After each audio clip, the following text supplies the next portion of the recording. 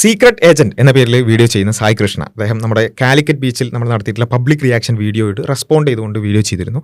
ആ വീഡിയോയിലേക്ക് കടക്കുന്നതിന് മുമ്പ് എനിക്ക് ആദ്യം പറയാനുള്ളൊരു കാര്യം എന്താ വെച്ചാൽ, നമ്മുടെ വീഡിയോസിന് പലതരത്തിലുള്ള പ്രതികരണങ്ങൾ വന്നതിൽ ഏറ്റവും കൃത്യമായി വിഷയങ്ങളെ കൈകാര്യം ചെയ്ത് മാന്യമായി സംസാരിച്ച ഏക പ്രതികരണമായിട്ട് ഞാൻ എൻ്റെ ശ്രദ്ധയിൽപ്പെട്ടത് സായിയുടേത് മാത്രമാണെന്നുള്ളതാണ്. അത് ആദ്യമായി അപ്രീഷിയേറ്റ് ചെയ്യാണ്. കാരണം ഒരു വിഷയം നമ്മൾ സംസാരിക്കുമ്പോൾ ആ വിഷയത്തിൽ നമ്മുടെ ജെന്യൂനായ കാഴ്ചപ്പാടുകൾ പറയാം. ഓക്കെ, ദൈവം ഉണ്ടെന്നാണോ ഇല്ലാന്നാണോ, സയൻസ് വേണോ വേണ്ടേ, അല്ലെങ്കിൽ സയൻസ് അത് തെളിയിക്കോ ഇല്ലേ, ഇങ്ങനെയുള്ള പലതരത്തിലുള്ള ചർച്ചകൾ പല രൂപത്തിൽ നടക്കും. പക്ഷെ അതൊക്കെ നമ്മളെ ജെന്യൂനായ, ഞാൻ സംസാരിക്കുമ്പോൾ എൻ്റെ ബോധ്യങ്ങൾ പറയാം, സായി സംസാരിക്കുമ്പോൾ സായിൻ്റെ ബോധ്യങ്ങൾ പറയാം. അങ്ങനെയുള്ള വളരെ ജെന്യൂനായ കോൺവെർസേഷൻസ് ആണ് വേണ്ടത് എന്നാണ് ഞാൻ മനസ്സിലാക്കുന്നത്. ആ നിലക്ക് ഞങ്ങളുടെ വീഡിയോയോട് കുറച്ചെങ്കിലും ഒരു ജെന്യൂനായി പിന്നെ ടു ദ പോയിന്റ് സംസാരിച്ച ഏക പ്രതികരണമായി കണ്ടത് സീക്രട്ട് ഏജന്റിനാണ്.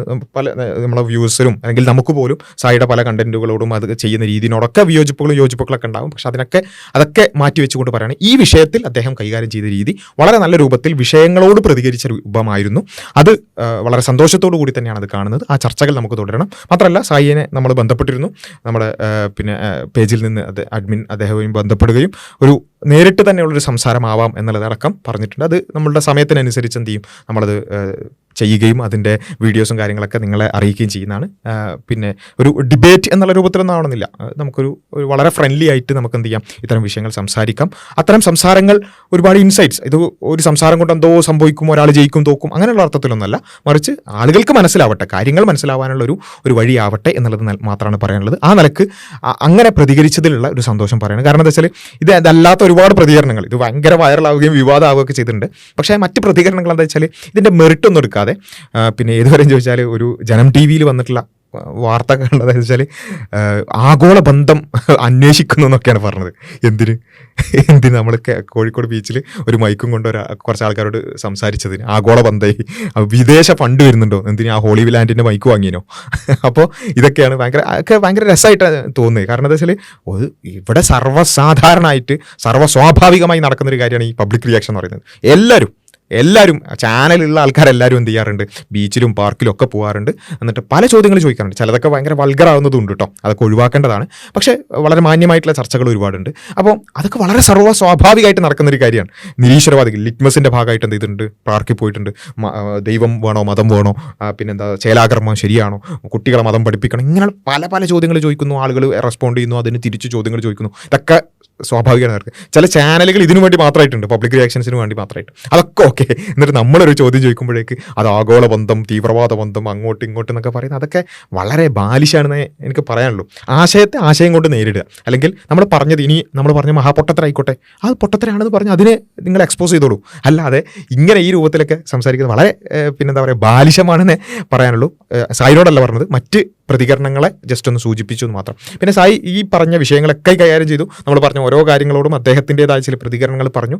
അവസാനം അദ്ദേഹവും എന്ത് ചെയ്തു, പിന്നെ ഒരു മുസ്ലിം പണ്ഡിതൻ നമ്മൾ ചെയ്ത കാര്യത്തിനെ എതിർത്തുകൊണ്ട് ഇട്ടൊരു ന്യൂസ് ഇട്ടിട്ട് അദ്ദേഹം പറഞ്ഞു, ഈ മുസ്ലിം പണ്ഡിതന്മാരടക്കം ഇങ്ങനെ പറയുന്നുണ്ട് എന്നുള്ള നിലക്ക് പറഞ്ഞു. അപ്പോൾ ഞാൻ പറയുന്നത്, മുസ്ലിങ്ങൾ എന്ന് പറഞ്ഞാൽ ഒരേപോലെ ചിന്തിക്കുന്നവരും ഒരേ ആശയങ്ങളുള്ളവരും മാത്രമല്ലല്ലോ. പലതരത്തിലുള്ള കാഴ്ചപ്പാടുകളും ചിന്തകളും നയനിലപാടുകളും ഒക്കെ ഉള്ള ആൾക്കാരുണ്ടാവും. അതിൽ മുസ്ലിങ്ങൾക്കിടയിലും വിയോജിപ്പൊക്കെ ഉണ്ടാവും. പക്ഷെ നമ്മൾ നോക്കേണ്ട ഒരു മെറിറ്റാണ് ഞങ്ങൾ ചെയ്ത ആ ഒരു പ്രവൃത്തി. സായി ഒന്ന് പറയും, ഇവിടെ പബ്ലിക് റിയാക്ഷൻ പാടുണ്ടോ ഇല്ലേ? പബ്ലിക്കിൽ പലതരം ചർച്ചകൾ, മതം, ശാസ്ത്രം, ദൈവം, അതേപോലെ തന്നെ ഇങ്ങനെയുള്ള പല വിഷയങ്ങളും ചർച്ച ചെയ്യപ്പെടുന്നില്ലേ? അപ്പോൾ ഞങ്ങൾ ചെയ്തതിൽ അതിലെന്തെങ്കിലും പ്രശ്നമുണ്ടോ? ഞങ്ങൾ ആ വ്യക്തികളോട് നേരിട്ട് സംസാരിക്കുകയും അവരോട് പെർമിഷൻ വാങ്ങുകയും വീഡിയോ എടുക്കട്ടെ ചോദിക്കുകയും ഈവൻ സംസാരത്തിന് ശേഷം വീഡിയോ പബ്ലിഷ് ചെയ്യുന്നതിന് പ്രശ്നമില്ലെന്ന് വരെ പല ആൾക്കാരോട് ചോദിച്ചിട്ടാണ് നമ്മൾ ആ കാര്യം ചെയ്തിട്ടുണ്ട്. അവിടെ പ്രൈവസി നമ്മൾ മാനിച്ചിട്ടുണ്ട്, അവരുടെ സ്വകാര്യത മാനിച്ചിട്ടുണ്ട്. എല്ലാ കാര്യങ്ങളും മാനിച്ച് ചെയ്ത ആ പ്രവൃത്തി ശരിയാണോ തെറ്റാണോ, അതൊന്ന് സായി സ്വയം അഭിപ്രായം എന്ന് പറയണം എന്നുള്ളതാണ് ആ വിഷയത്തിൽ പറയാനുള്ളത്. കാരണം എന്താ വെച്ചാൽ, ഇപ്പം മുസ്ലിം പണ്ഡിതൻ എന്ന് പറഞ്ഞിട്ട് ഒരാൾ പ്രതികരിച്ചത് കണ്ടത് ഞങ്ങൾ സ്വകാര്യതയിലേക്ക് ഇടിച്ച് കയറി എന്നുള്ളതൊക്കെയാണ്. അത് അദ്ദേഹത്തിന് ഒരു പക്ഷേ തെറ്റിദ്ധാരണയായിരിക്കാം. നമ്മൾ ഒന്നും ചോദിക്കാതെ നേരെ പോയിട്ട് അങ്ങോട്ട് മൈക്കും കൊണ്ടുപോയി അല്ലെങ്കിൽ ക്യാമറയും കൊണ്ടുപോയി ചോദിച്ചു എന്ന് വിചാരിച്ചത് കൊണ്ടായിരിക്കാം. പക്ഷെ അങ്ങനെയല്ല സംഭവിച്ചത്. നമ്മൾ അവരോട് ചോദിക്കുകയും പെർമിഷൻ ചോദിക്കുകയും താല്പര്യമുണ്ടോ എന്ന് ചോദിക്കുകയും അതേപോലെ തന്നെ വീഡിയോ എടുക്കണമെന്ന് ചോദിക്കുകയും വീഡിയോ എടുത്താൽ തന്നെ അത് ബ്ലർ ചെയ്യണോ, എല്ലാ കാര്യങ്ങളും ചോദിച്ചിട്ടാണ് നമ്മൾ ചെയ്തത്. അത് ഒരു പക്ഷേ തെറ്റിദ്ധാരണയായിരിക്കാം. അല്ലെങ്കിൽ വ്യത്യസ്ത സംഘടനകളും കാഴ്ചപ്പാടുകളൊക്കെ അല്ലേ. മുസ്ലിങ്ങളിലും അങ്ങനെയുള്ള പ്രതികരണങ്ങളൊക്കെ വരും. അങ്ങനെ ആരെയും പ്രതികരിച്ചു എന്നുള്ളത് കൊണ്ട് നമ്മളതിനെ ഭീകരവൽക്കരിക്കുന്നത് ശരിയല്ല. ആ ഒരു കാര്യം ജസ്റ്റ് ഒന്ന് സൂചിപ്പിച്ചു എന്ന് മാത്രം. പക്ഷേ നമ്മൾ വിഷയത്തിലേക്ക് വരിക, നമ്മൾ ആ വിഷയത്തിലേക്ക് കടന്നു വരുമ്പോൾ നമ്മൾ അവിടെ സംസാരിച്ച കാര്യങ്ങളിൽ എന്തെങ്കിലും തെറ്റുകളുണ്ടോ, അത് ആശയപരമായിട്ട് എന്തെങ്കിലും പ്രശ്നങ്ങളുണ്ടോ എന്നുള്ള ഒരു ചർച്ചയാണ് നടക്കേണ്ടത്. അതിനപ്പുറത്തേക്ക് ഒരു വിഭാഗം അല്ലെങ്കിൽ ഒരു കൂട്ടർ നടത്തുമ്പോഴേക്ക് മാത്രം അതിനെ ആ നിലക്ക് ചിത്രീകരിക്കുന്നത് ശരിയല്ല എന്നുള്ളൊരു അഭിപ്രായം സൂചിപ്പിച്ചു എന്ന് മാത്രം. അങ്ങനെയുള്ള പ്രതികരണങ്ങൾ നടത്തുന്ന ആളുകൾ അതിൽ നിന്നും പിന്മാറി കുറച്ചും കൂടിയൊക്കെ ആശയ ചർച്ചകളിലേക്ക് വരുന്നത്. ഇനി coming back to secret agent, അദ്ദേഹം നമ്മളോട് പ്രതികരിച്ച് പറഞ്ഞ കാര്യങ്ങളോട് പലതിനോട് നമുക്ക് വിയോജിപ്പുണ്ട്. അതിൽ ഒന്നെനിക്ക് തോന്നിയത്, തുടക്കത്തിൽ തന്നെ അദ്ദേഹം പറഞ്ഞ കാര്യം ഒരുപക്ഷെ അദ്ദേഹം ആ നിലയ്ക്ക് ചിന്തിച്ചിട്ടുണ്ടാവില്ല, മനസ്സിലാക്കാത്തത് കൊണ്ട് പറഞ്ഞതായിരിക്കാം എന്നാണ് ഞാൻ മനസ്സിലാക്കുന്നത്. നമ്മൾ പറഞ്ഞിരുന്നു ശാസ്ത്രത്തെക്കുറിച്ച് പറയുമ്പോൾ ശാസ്ത്രം ഈ പ്രപഞ്ചത്തിനകത്തുള്ളതിനെക്കുറിച്ച് പഠിക്കാനുള്ളതാണ് എന്ന് നമ്മൾ പറഞ്ഞിരുന്നു. അപ്പോൾ അത് പറഞ്ഞുകൊണ്ട് അദ്ദേഹം അതിന് മറുപടി പറയുന്നൊരു ഭാഗമുണ്ട്. ഞാൻ അദ്ദേഹത്തെ പരിഹസിക്കാനോ ട്രോൾ ചെയ്യാൻ വേണ്ടിയിട്ടൊന്നുമല്ല. അതൊക്കെ പിന്നെ ഓരോരുത്തരുടെയും പിന്നെ എന്താ പറയുക, അദ്ദേഹം ചിന്തിച്ച രീതി വേറെ ആയതുകൊണ്ടായിരിക്കാം, പല കാരണങ്ങളുണ്ടാവാം. പക്ഷേ അത് കുറച്ചും കൂടി കൃത്യമായിട്ട് അദ്ദേഹം മനസ്സിലാക്കും എന്നുള്ളത് തന്നെയാണ്, ഈ ഒരു വീഡിയോയിലൂടെ അദ്ദേഹം മനസ്സിലാക്കും എന്നുള്ളതാണ് ഞാൻ പ്രതീക്ഷിക്കുന്നത്. നമുക്ക് അദ്ദേഹത്തിൻ്റെ പ്രതികരണം ഒന്ന് കാണാം. അപ്പോൾ ശരിക്കും സയൻസ് എന്ത് പഠിക്കാനുള്ളതാ? നമ്മളെ പ്രപഞ്ചത്തിന് ഉള്ളിലുള്ളതിനെ കുറിച്ച് പഠിക്കാനുള്ളതാ. അപ്പൊ നിങ്ങൾ ശരിക്കും സയൻസ് കൊണ്ട് ദൈവത്തെ തെളിയിച്ചിട്ടില്ലല്ലോ എന്ന് പറയുമ്പോൾ ശരിക്കും നിങ്ങൾ എന്താ പറയുന്നത്? ഈ പ്രപഞ്ചത്തിന് ഉള്ളിലുള്ളതിനെ കുറിച്ച്, അതായത് മെറ്റീരിയൽ വേൾഡിനെ കുറിച്ച് പഠിക്കാനുള്ള സയൻസ് കൊണ്ട് മെറ്റീരിയൽ വേൾഡിന്റെ പുറത്തുള്ള ദൈവത്തെ തെളിയിച്ചിട്ടില്ലല്ലോ. അപ്പൊ അതിലെന്തോ ഒരു പ്രശ്നമില്ലേ? എങ്ങനെ ബായി ഇങ്ങനെ പറഞ്ഞ എനിക്ക് ഒട്ടും ആ കോൺസെപ്റ്റ് ശരിയല്ല. സയൻസ് പറഞ്ഞു കഴിഞ്ഞാൽ വെറും ഈ ലോകത്തിന്റെ അകത്തുള്ളത് മാത്രം പഠിക്കുന്ന ഒരു ബ്രാഞ്ചാണോ സയൻസ് എന്നുള്ളത്? അപ്പൊ ആസ്ട്രോഫിസിക്സ് ഒക്കെ എന്താ പൊട്ടറാന്ന് ചോദിച്ചാൽ അന്തം വിട്ട് നോക്കിയിരിക്കുക. അപ്പോൾ എന്താ പറയുക, അതായത് നമ്മൾ പറഞ്ഞതാ നമ്മളെ പ്രപഞ്ചത്തിന് ഉള്ളിലുള്ളതിനെ കുറിച്ച് പഠിക്കാനുള്ളതാ. പ്രപഞ്ചത്തിന് ഉള്ളിലുള്ളതിനെ കുറിച്ച്, അതായത് മെറ്റീരിയൽ വേൾഡിനെ കുറിച്ച് പഠിക്കാനുള്ള സയൻസ് കൊണ്ട് യൂണിവേഴ്സ് അല്ലെങ്കിൽ ഈ മെറ്റീരിയൽ വേൾഡിൻ്റെ അകത്തുള്ളതിനെ കുറിച്ച് പഠിക്കാനുള്ളതാണ് സയൻസ്. അപ്പോൾ അദ്ദേഹം ചോദിക്കുകയാണ് അപ്പോൾ ആസ്ട്രോഫിസിക്സോ? അപ്പോൾ ഒരുപക്ഷെ അദ്ദേഹം ഈ യൂണിവേഴ്സ് എന്ന് പറയുമ്പോൾ ഭൂമിയിൽ നിന്ന് മാത്രം ചിന്തിച്ചിട്ടുണ്ടാവും. അങ്ങനെ വിചാരിച്ചിട്ടായിരിക്കും പെട്ടെന്ന് അങ്ങനെ പ്രതികരിച്ചത്. അദ്ദേഹത്തിൻ്റെ ഒരു സൂക്ഷ്മത കുറവോ അല്ലെങ്കിൽ ശ്രദ്ധിക്കാതെ പറഞ്ഞു പോയതായിരിക്കാം. അപ്പോൾ നമ്മൾ പറഞ്ഞെന്താ, ഈ പ്രപഞ്ചം എന്ന് പറഞ്ഞാൽ ഈ ഭൂമി മാത്രമാണോ? അല്ല, ഭൂമിയും സൂര്യനും ചന്ദ്രനും നക്ഷത്രങ്ങളും ഗോളങ്ങളും എല്ലാം ഗാലക്സികളും അടങ്ങുന്ന എല്ലാം അടങ്ങുന്ന, അതും അവിടെ തെറ്റിദ്ധാരണക്കൊരു സ്കോപ്പ് പോലുമില്ല. ഞാനവിടെ പ്രത്യേകം പറയുന്നുണ്ട് മെറ്റീരിയൽ യൂണിവേഴ്സ്. മെറ്റീരിയൽ യൂണിവേഴ്സ് എന്ന് പറഞ്ഞാൽ മെറ്റീരിയൽ ആയിട്ടുള്ള എന്തൊക്കെയുണ്ടോ അതെല്ലാം ഈ പ്രപഞ്ചത്തിനകത്താണ്. ആ മെറ്റീരിയൽ യൂണിവേഴ്സിനെ കുറിച്ച് പഠിക്കാനുള്ളതാണ് സയൻസ്. ഞാനത് വളരെ വിശദമായിട്ട് പറയുന്നുണ്ട്. നമ്മൾ ഏത് സയൻസിൻ്റെ ടൂൾ എടുത്താലും, മൈക്രോസ്കോപ്പ്, ടെലസ്കോപ്പ് ഇങ്ങനെയൊക്കെ എടുത്താൽ മെറ്റീരിയൽ വേൾഡിനെ ഒബ്സർവ് ചെയ്യാൻ പറ്റുന്നതായിരിക്കും അത്, അല്ലേ? അപ്പം ഞാൻ പറഞ്ഞത് ഒരിക്കലും ഭൂമിനെക്കുറിച്ച് മാത്രമല്ല, ഭൂമി ഉള്ളതിനെക്കുറിച്ച് പഠിക്കാനുള്ള സയൻസ്, ഭൂമിൻ്റെ പുറത്തുള്ളതിനെക്കുറിച്ച് പഠിക്കാൻ പറ്റില്ല എന്നല്ല നമ്മൾ പറഞ്ഞത്. മറിച്ച് യൂണിവേഴ്സിനകത്ത് അതെല്ലാം പെടും. സ്റ്റാർസും ഗാലക്സികളും എല്ലാം ആ ഒരു യൂണിവേഴ്സിനകത്ത് പെടും, മെറ്റീരിയൽ യൂണിവേഴ്സിനകത്ത് പെടും. അപ്പോൾ ആസ്ട്രോഫിസിക്സും ഒബ്വിയസ്ലി ഈ മെറ്റീരിയൽ യൂണിവേഴ്സിനെ കുറിച്ചുള്ള പഠനം തന്നെയാണ് ആസ്ട്രോഫിസിക്സ്. ഫിസിക്സ് എന്ന് പറഞ്ഞാൽ ഭൗതിക ശാസ്ത്രം എന്ന് വെച്ചാൽ മെറ്റീരിയൽ യൂണിവേഴ്സിനെ കുറിച്ച് പഠിക്കാനുള്ളത് തന്നെയാണ് എന്നുള്ളത് മനസ്സിലാക്കുക എന്നുള്ളതാണ് അതിൽ പറയാനുള്ളത്. ഒരിക്കലും സയൻസിൻ്റെ മേഖല അത് ഇനി ഇത് അറിയണമെന്നുണ്ടെങ്കിൽ ജസ്റ്റ് നിങ്ങൾ സെർച്ച് ചെയ്ത് നോക്കിയാൽ മതി, അല്ലെങ്കിൽ സയൻസിനെ കുറിച്ച് പഠിക്കാൻ ശ്രമിച്ചാൽ മതി. ഈവൻ ChatGPT ചോദിച്ചാൽ പോലും മനസ്സിലാവും എന്താണ് സയൻസിൻ്റെ മേഖല, മെറ്റീരിയൽ യൂണിവേഴ്സ് ആണോ അല്ലെങ്കിൽ മെറ്റീരിയൽ യൂണിവേഴ്സിൻ്റെ പുറത്തുള്ളതിനെക്കുറിച്ച് പഠിക്കുന്നത് ശാസ്ത്രമാണോ? അപ്പോൾ അവിടെ മെറ്റാഫിസിക്സ് എന്ന് പറഞ്ഞാൽ തന്നെ എന്താണെന്നുള്ളത് ആലോചിച്ചു. മെറ്റാഫിസിക്കൽ ആയിട്ടുള്ള കാര്യങ്ങൾ എന്ന് പറഞ്ഞാൽ എന്താണ് എന്ന്, മെറ്റാഫിസിക്കൽ എന്ന് പറഞ്ഞാൽ തന്നെ എന്താണ് ഈ ഫിസിക്കലിനപ്പുറത്തേക്കുള്ളത്, അത് വേറെയാണ്. അത് ഫിലോസഫിക്കലായിട്ടുള്ള ഒരുപാട് ഡിസ്കഷൻസ് ആണ്. ഒരിക്കലും സയൻസിൻ്റെ മേഖലയിലേക്ക് അത് വരില്ല. അപ്പോൾ സയൻസിൻ്റെ മേഖല മെറ്റീരിയൽ യൂണിവേഴ്സാണ്. മെറ്റാഫിസിക്കലായിട്ടുള്ള ചർച്ചകൾ എന്ന് പറഞ്ഞാൽ മെറ്റീരിയൽ യൂണിവേഴ്സിന് അപ്പുറത്തേക്കുള്ള ആത്മാവ്, ദൈവം, അങ്ങനെയുള്ള ചർച്ചകളൊക്കെ വേറെയാണ്. അപ്പോൾ ഇത് മനസ്സിലാക്കണം എന്നാണ് പറയാനുള്ളത്. ഒരിക്കലും എന്ത് ചെയ്യരുത്, സയൻസ് യൂണിവേഴ്സിൻ്റെ പുറത്തുള്ളതിനെക്കുറിച്ച് പഠിക്കാനുള്ളതാണ് എന്ന ഒരു ധാരണ ഉണ്ടാകരുത് എന്നുള്ളതാണ്. ഇയാൾക്ക് സയൻസിനെ കുറിച്ചുള്ള ബേസിക് നോളജും ഇല്ലേ? ലോകത്തെ ഏറ്റവും കൂടുതൽ ലോകരാജ്യങ്ങൾ ഇൻവെസ്റ്റ് ചെയ്യുന്ന മേഖല ഏതാ? നിങ്ങളൊന്ന് ആലോചിച്ച് നോക്ക്. സ്പേസ് എക്സ്പെഡിഷനാണ് അല്ലേ? ആണ് ഏറ്റവും കൂടുതൽ രാജ്യങ്ങൾ ഇപ്പോൾ ഇൻവെസ്റ്റ് ചെയ്യുന്ന ആ ഒരു മേഖലയാണ്. സാറ്റലൈറ്റ്സ്, അല്ലെങ്കിൽ നമുക്ക് മൂണിൽ ട്രാവൽ ചെയ്യുക, അല്ലെങ്കിൽ വേറൊരു പ്ലാനറ്റിലേക്ക് പോവുക. ഏറ്റവും കൂടുതൽ ബില്യനേഴ്സ്, ട്രില്യനേഴ്സൊക്കെ വന്ന് ഏറ്റവും കൂടുതൽ പൈസ മുടക്കുന്നത് അവിടെയാണ്. What's next after earth? What's next? മനുഷ്യൻ ഉണ്ടായ കാലം മുതൽ മനുഷ്യന് എപ്പോഴുള്ളൊരു ക്യൂരിയോസിറ്റിയാണ് ഈ പ്ലാനറ്റിൻ്റെ പുറത്ത് എന്ത്. അപ്പോൾ വീണ്ടും അദ്ദേഹം എനിക്ക് സയൻസിൻ്റെ ബേസ് അറിയില്ലെന്നാണ് അദ്ദേഹം ആരോപിച്ചത്. പക്ഷേ അതല്ല, മറിച്ച് നമ്മൾ കൃത്യമായിട്ട് പറഞ്ഞ മെറ്റീരിയൽ യൂണിവേഴ്സ് എന്നാണ്. മെറ്റീരിയൽ യൂണിവേഴ്സ് ആണ്, ഭൂമി മാത്രമല്ല. അത് ആദ്യം മനസ്സിലാക്കുക എന്നുള്ളതാണ് പറയാനുള്ളത്. ഇനി ഈ പറഞ്ഞ സാറ്റലൈറ്റ് അപ്പോൾ അദ്ദേഹം മനസ്സിലായി സാറ്റലൈറ്റ്, നക്ഷത്രങ്ങൾ, ഇതൊക്കെ പ്രപഞ്ചത്തിൻ്റെ പുറത്ത്, അങ്ങനെയല്ല, അതൊക്കെ പ്രപഞ്ചത്തിനകത്ത് തന്നെയാണ്. നമ്മൾ ഈ കാണുന്ന എല്ലാം മെറ്റീരിയൽ ആയിട്ടുള്ള എല്ലാം പ്രപഞ്ചത്തിനകത്ത് തന്നെയാണ്. മനസ്സിലായില്ലേ? അപ്പോൾ അതൊരിക്കലും അങ്ങനെ ചിന്തിക്കരുത്. നമ്മൾ സാറ്റലൈറ്റ് പിന്നെ അയക്കുന്നു, അല്ലെങ്കിൽ ചന്ദ്രയാൻ, ഇതൊക്കെ കാണുമ്പോൾ ഇദ്ദേഹം വിചാരിക്കുന്ന ഒരു പക്ഷേ പ്രപഞ്ചത്തിൻ്റെ പുറത്തേക്ക് പോകുക, അങ്ങനെയല്ല. അതൊക്കെ പ്രപഞ്ചത്തിനകത്ത് തന്നെയാണ്. അതൊക്കെ മെറ്റീരിയൽ യൂണിവേഴ്സ് തന്നെയാണ്. ആ മെറ്റീരിയൽ യൂണിവേഴ്സിനകത്തുള്ളതിനെക്കുറിച്ച് പഠിക്കാനുള്ള, ഭൗതിക പദാർത്ഥങ്ങൾ കൊണ്ട് നിർമ്മിതമായിട്ടുള്ളതിനെക്കുറിച്ച് പഠിക്കാനുള്ളതാണ് സയൻസ്. അതിനപ്പുറത്തേക്കുള്ളത് എന്നുവെച്ചാൽ നമ്മൾ ദൈവത്തെക്കുറിച്ച് പറഞ്ഞത് അവിടെയാണ് നമ്മളാ പറഞ്ഞ. ഇനി ശരിക്കും നിങ്ങളൊന്ന് ഒന്നുകൂടി ഒന്ന് റീഫ്രെയിം ചെയ്ത് നോക്കിയേ. അപ്പോൾ അദ്ദേഹം തെറ്റിദ്ധരിച്ചായിരിക്കും ഒരു പക്ഷേ ഞാൻ ഭൂമിയെക്കുറിച്ച് പഠിക്കാനുള്ളത് മാത്രമാണ് സയൻസ് എന്ന് പറഞ്ഞതായിരിക്കാം അദ്ദേഹം തെറ്റിദ്ധരിച്ചിട്ടുണ്ടാവും. ഇനി ഇപ്പോൾ തെറ്റിദ്ധാരണ മാറിയിട്ടുണ്ടാവും എന്ന് വിചാരിക്കുന്നു. മെറ്റീരിയൽ യൂണിവേഴ്സ്, ഈ കാണുന്ന സൂര്യനും ചന്ദ്രനും ഗാലക്സികളും എല്ലാം അടങ്ങുന്ന ഈ പ്രപഞ്ചത്തെക്കുറിച്ച് പഠിക്കാനുള്ളതാണ് സയൻസ്. ഇനി ഞാൻ പറഞ്ഞ ആ വാദം ഒന്നുകൂടി ഒന്ന് അതിലേക്ക് അപ്ലൈ ചെയ്ത് നോക്കിയേ. ഈ പ്രപഞ്ചത്തെക്കുറിച്ച് പഠിക്കാനുള്ളതാണ് സയൻസ്. ഈ പ്രപഞ്ചത്തിനെ സൃഷ്ടിച്ച സട്ടാവ് എന്തായിരിക്കും? ഈ പ്രപഞ്ചത്തിൻ്റെ എന്തെങ്കിലും പാർട്ടായിരിക്കുമോ? ഇല്ലല്ലോ. ഈ പ്രപഞ്ചത്തിൻ്റെ തന്നെ എന്തെങ്കിലും ഒരു പാർട്ടാണ് ഈ ക്രിയേറ്റർ എന്നുണ്ടെങ്കിൽ ഒരിക്കലും എന്താവില്ല, ആ പ്രപഞ്ചത്തിൻ്റെ പാർട്ടായ ആ ക്രിയേറ്ററിന് ആ പ്രപഞ്ചത്തെ തന്നെ സൃഷ്ടിക്കാൻ പറ്റില്ലല്ലോ. അപ്പോൾ ഈ യൂണിവേഴ്സിന് അതീതമായിരിക്കണം, അതിനെ പുറത്തായിരിക്കണം ആ സട്ടാവ്. അതിനാണ് നമ്മൾ പ്രപഞ്ചാതീതം എന്നൊക്കെ പറയുന്നത്. ജസ്റ്റ് സായി ഇങ്ങനെയുള്ള കാര്യങ്ങളൊക്കെ അന്വേഷിക്കുകയും പഠിക്കുകയൊക്കെ ചെയ്യുന്ന ആളെന്ന് പറയുന്നത് കൊണ്ട് തന്നെ പറയുന്നത് ഫിലോസഫിക്കലായിട്ടുള്ള ഡിസ്കഷൻസിൽ ഈ പ്രപഞ്ചാതീതം എന്ന് പറഞ്ഞാൽ എന്താണ്? അത് ഈ ഭൂമിൻ്റെ പുറത്ത് നിന്നല്ല, മറിച്ച് ഈ യൂണിവേഴ്സ്, മെറ്റീരിയൽ യൂണിവേഴ്സിൻ്റെ പുറത്ത് എന്ന രൂപത്തിലാണ്. അപ്പോൾ ആ മെറ്റീരിയൽ യൂണിവേഴ്സിൻ്റെ പുറത്തുള്ള ഒരു എക്സിസ്റ്റൻസ് ആയിരിക്കും ദൈവം. അപ്പം ഈ യൂണിവേഴ്സ്, മെറ്റീരിയൽ യൂണിവേഴ്സിനകത്ത് പഠിക്കാനുള്ള, അകത്തുള്ളതിനെക്കുറിച്ച് ഗവേഷണം നടത്താനും പഠിക്കാനൊക്കെ പ്രാപ്തമായ സയൻസ് കൊണ്ട് ഈ മെറ്റീരിയൽ യൂണിവേഴ്സിൻ്റെ പുറത്തുള്ള ദൈവത്തെക്കുറിച്ച് നമുക്ക് അത് കാണാനോ കണ്ടെത്താനോ കഴിയില്ല. ഇതാണ് എൻ്റെ ആർഗ്യുമെൻറ്റ്. ഇപ്പം അത് സെൻസ് മേക്ക് ചെയ്യുന്നുണ്ടോ എന്നുള്ളത് സായി ഒന്ന് ആലോചിച്ച് നോക്കുക.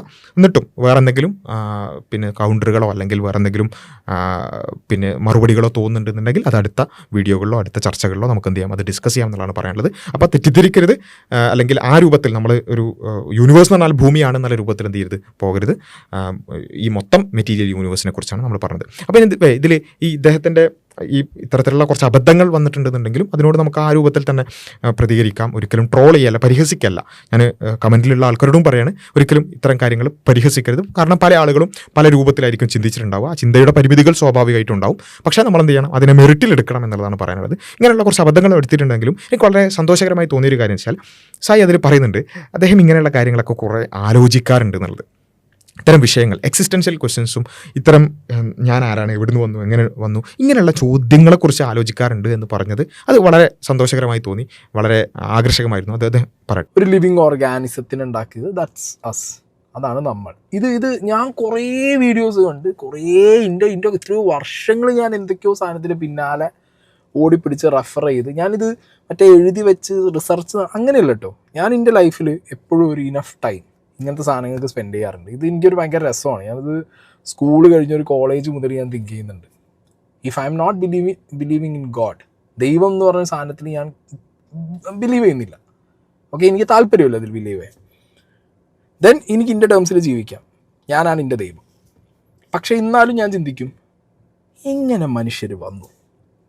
മനസ്സിലായി? എങ്ങനെയാണ് ഇപ്പം എല്ലാവരും പറയുന്ന പോലെ ദൈവം ഉണ്ടാക്കി എന്നുള്ളൊരു സാധനത്തിലേക്ക് വിശ്വസിച്ചും ഉണ്ടാതിരിക്കുക.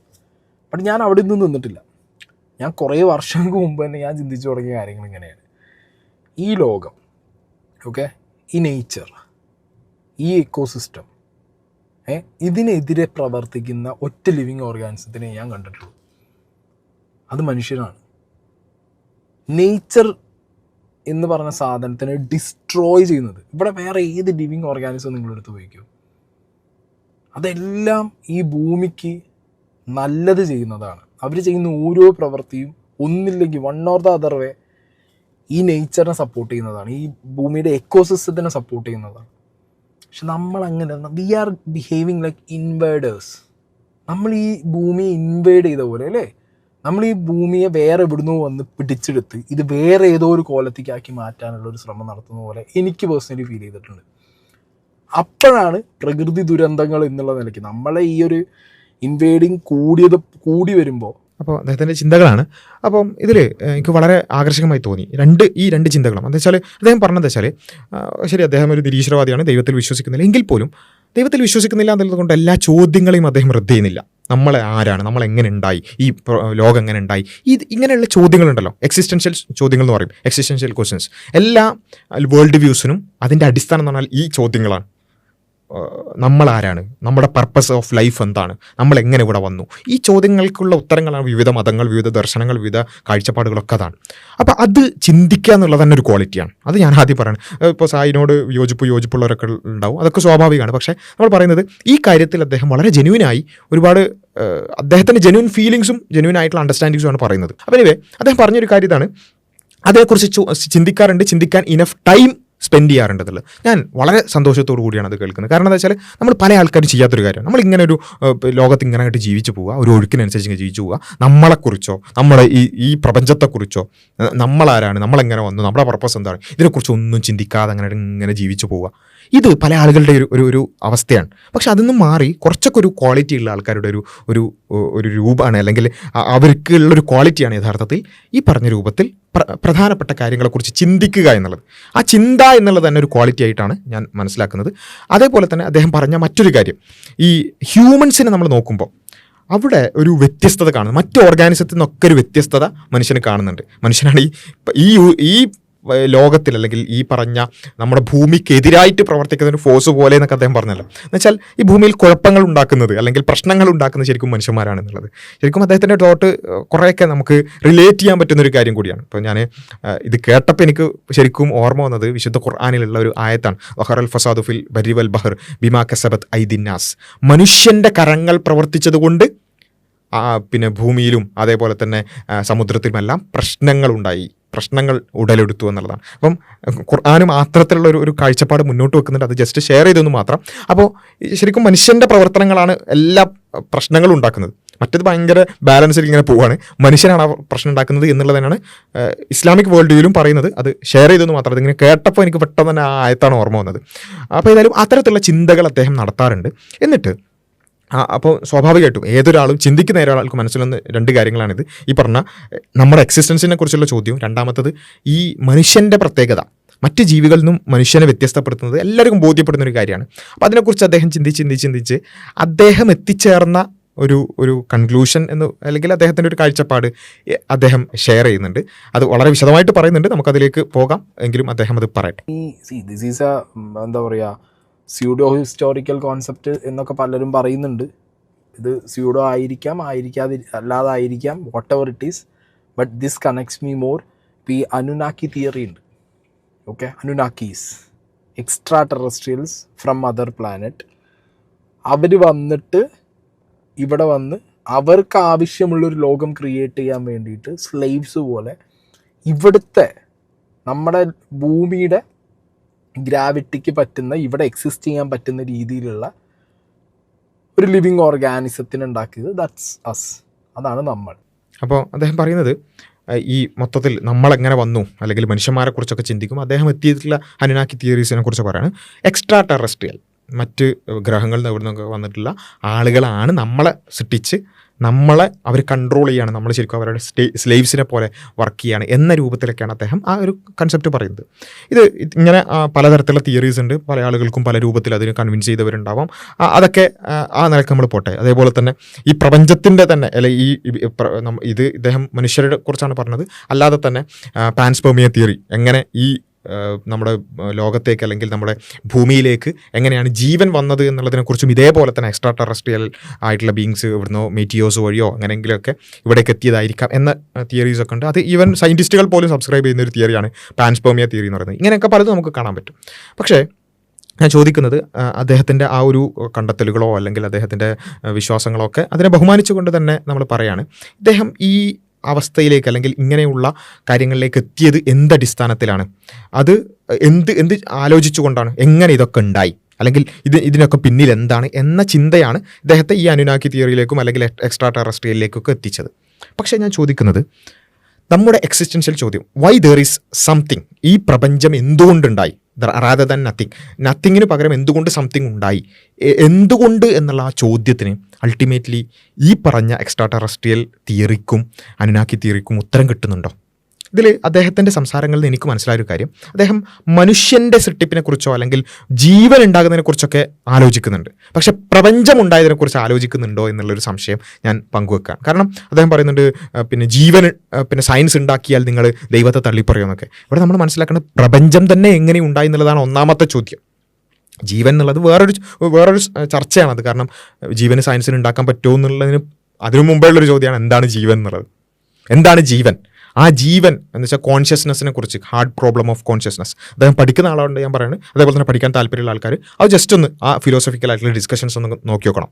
ഹാർഡ് പ്രോബ്ലം ഓഫ് കോൺഷ്യസ്നെസ് എന്ന് അടിച്ചാൽ അതിനെക്കുറിച്ചുള്ള കുറേ കാര്യങ്ങൾ കിട്ടും. എന്ന് വെച്ചാൽ എങ്ങനെയാണ് കോൺഷ്യസ്നെസ് വരുന്നത് എന്ന് വെച്ചാൽ വളരെ റാൻഡം ആയിട്ടുള്ള മാറ്ററിൽ നിന്ന് എങ്ങനെയാണ് കോൺഷ്യസ്നെസ് ഉണ്ടാവുന്നത്. ഇതൊരു വലിയൊരു ഒരു ക്വസ്റ്റ്യനാണ്, ഇപ്പോഴും ആൻസർ ചെയ്യാൻ പറ്റാത്തൊരു ക്വസ്റ്റ്യനാണ്. അപ്പോൾ കോൺഷ്യസ്നെസ് ഉണ്ടെങ്കിലല്ലേ ജീവൻ ബാക്കി കാര്യങ്ങളൊക്കെ ഉണ്ടാവുള്ളൂ. അപ്പം ഒരു കോൺഷ്യസ്നെസ് എന്താണെന്ന് തന്നെ നമുക്ക് ഡിഫൈൻ ചെയ്യാൻ തന്നെ പറ്റുന്നില്ല, അല്ലെങ്കിൽ അത് മെറ്റീരിയലിസ്റ്റിക്കലി നമുക്കത് വിശദീകരിക്കാൻ തന്നെ പറ്റുന്നില്ല, പിന്നെയല്ല ജീവൻ ഉണ്ടാക്കുക. അത് വേറെ കാര്യം. ഇനി ജീവൻ ഉണ്ടാക്കുക ഇല്ല, അതിനേക്കാളൊക്കെ അപ്പുറത്ത് ഈ പ്രപഞ്ചം എങ്ങനെ ഉണ്ടായി എന്നുള്ളതാണ് ഒന്നാമത്തെ ചോദ്യം. ഈ പ്രപഞ്ചം എങ്ങനെ ഉണ്ടായി? പ്രപഞ്ചം ഉണ്ടായിട്ടില്ല പിന്നെ ജീവനും പിന്നെ എക്സ്ട്രാ ടെറസ്ട്രിയലും മറ്റ് ഗോളങ്ങളും മറ്റ് സ്ഥലങ്ങളിലുള്ള ആൾക്കാരും സംസ്കാരങ്ങളും നമ്മുടെ ഈ ഭൂമിയും ഇവിടെയുള്ള സംസ്കാരമൊക്കെ അതൊക്കെ കഴിഞ്ഞിട്ടല്ലേ എങ്ങനെ ഈ പ്രപഞ്ചമുണ്ടായി? അതാണ് ഒന്നാമത്തെ ചോദ്യം. ആ പ്രപഞ്ചം ഉണ്ടായതിനെക്കുറിച്ചാണ് നമ്മൾ ആദ്യമായി ചിന്തിക്കേണ്ടത്. ജീവൻ എന്നുള്ളതിനേക്കാളും കൂടുതൽ നമുക്ക് ജീവൻ എന്നുള്ളത് വലിയൊരു ക്വസ്റ്റ്യൻ മാർക്കാണ് കേട്ടോ. ഈ കോൺഷ്യസ്നസ് എന്ന് പറയുന്നത് വലിയൊരു ചോദ്യമാണ്. അതിനേക്കാൾ പ്രധാനപ്പെട്ടതാണ് യഥാർത്ഥത്തിൽ ഈ പറഞ്ഞ ഈ യൂണിവേഴ്സ് എങ്ങനെ ഉണ്ടായി എന്നുള്ളത്. അവിടെ ഇദ്ദേഹത്തിൻ്റെ ഈ തിയറിക്ക് അതിന് കൃത്യമായ ഉത്തരം പറയാൻ പറ്റില്ല. ഓക്കെ, അദ്ദേഹത്തിന് ആ തിയറി വിശ്വസിക്കാം, പക്ഷെ അതുകൊണ്ടൊന്നും ഇതിന് ഉത്തരമായില്ല. കാരണം എന്താ?